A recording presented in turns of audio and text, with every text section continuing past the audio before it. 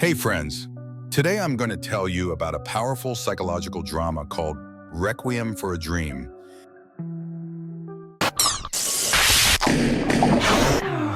This film explores two parallel worlds in which the main characters live.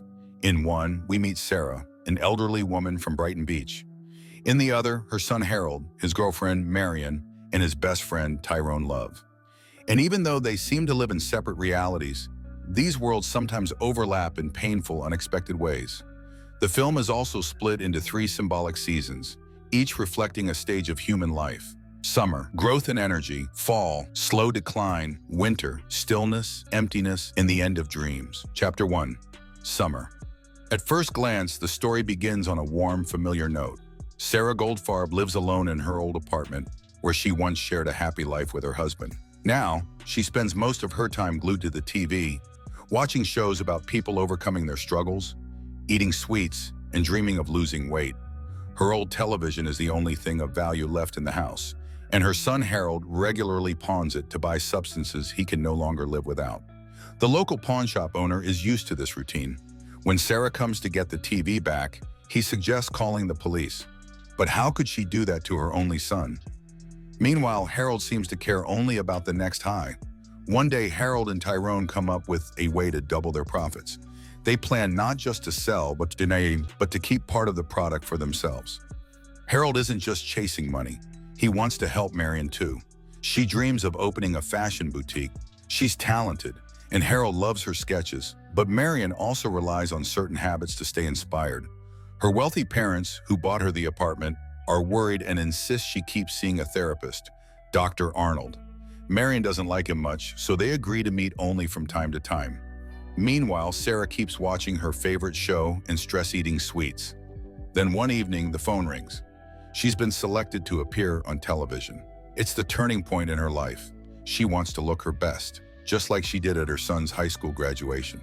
Sarah pulls out her favorite red dress, but it no longer fits. She visits her friend to dye her hair back to its old fiery color. Her friend suggests a diet, a boiled egg, half a grapefruit, and black coffee. But the very next day, Sarah gives in. The fridge wins.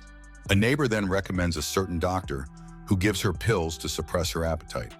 At the same time, Harold and Tyrone keep pushing their side hustle. They mix, sell, and keep some for themselves. The money starts to add up. Their dream of a better life feels real, and so does their growing dependence.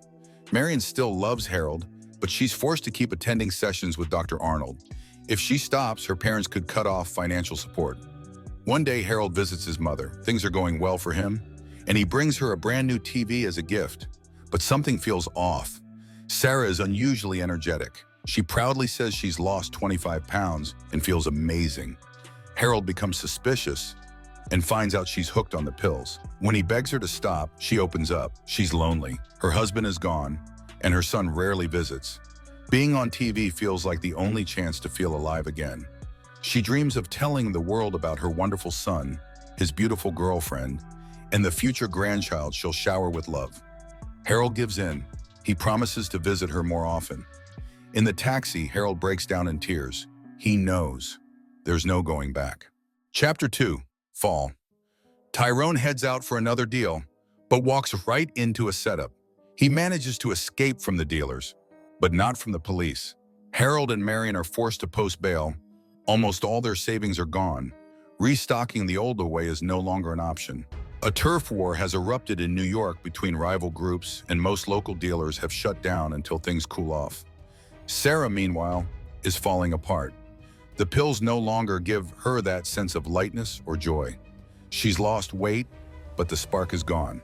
When she visits the clinic, her doctor insists everything is going great and hands her another round of prescriptions. Harold and Marion begin to spiral deeper. They're down to their last dose. Their hope that Tyrone would bring more falls through. A fight breaks out between the couple. Harold storms off to see Tyrone, who says the product is coming back, but the price has doubled. $2,000. Where are they supposed to get that kind of money? Harold suggests Marion go to Dr. Arnold, but that means compromising herself for help. And for the first time, Harold pushes aside his jealousy and agrees. Using the money Marion brings back, they head to the pickup spot. The place is packed. Desperate people from all over the city crowd around the supplier. Suddenly, gunshots ring out. Chaos erupts. Everyone runs. Harold and Tyrone once again come away empty-handed. No product, no money. When Harold returns home, Marion lashes out. In response, he gives her the number of a man who offers favors in exchange for what she needs. It's a turning point, one that neither of them can undo. At the same time, Sarah's visions are growing stronger. One day, she becomes convinced that she's finally made it onto the TV show. She sees the hosts and contestants stepping out of the screen. Even the refrigerator comes to life, mocking her in her tiny apartment. Terrified, Sarah runs out into the street. Chapter 3. Winner. Harold and Tyrone head to Florida, hoping to score and get their business back on track. Meanwhile, Sarah wanders the streets, telling strangers that she's about to be on television. People quickly realize she's lost touch with reality and call for an ambulance. At the hospital, she's subjected to aggressive treatment, including electroshock therapy. It leaves her mind shattered. Marion, now completely desperate, calls a man named Big Tim. She's willing to do anything, just to get what she needs. After performing an intimate favor, Tim gives her a small dose and invites her to a private party.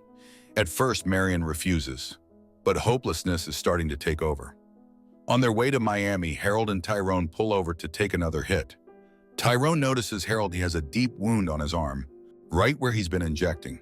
He begs him to stop, but Harold doesn't listen. His condition worsens quickly, and Tyrone rushes him to the hospital. The doctor realizes the truth and contacts the police. Both men are arrested. Tyrone suffers through intense withdrawal behind bars and is sentenced to mandatory labor. Harold calls Marion, begging her to wait for him. He promises he'll come back. She says she'll be there. Later, Harold is moved to a hospital wing. His infection has gotten so bad, doctors have no choice but to amputate his arm. Meanwhile, Marion returns to Big Tim. The dose she got before is already gone. The ending is heartbreaking. As the day comes to a close, each of the four main characters drifts off into sleep. Harold lies in a hospital bed, missing an arm, thinking of the girl he loves. Marion is alone in her apartment, surrounded by torn-up sketches and a fresh dose paid for with pain.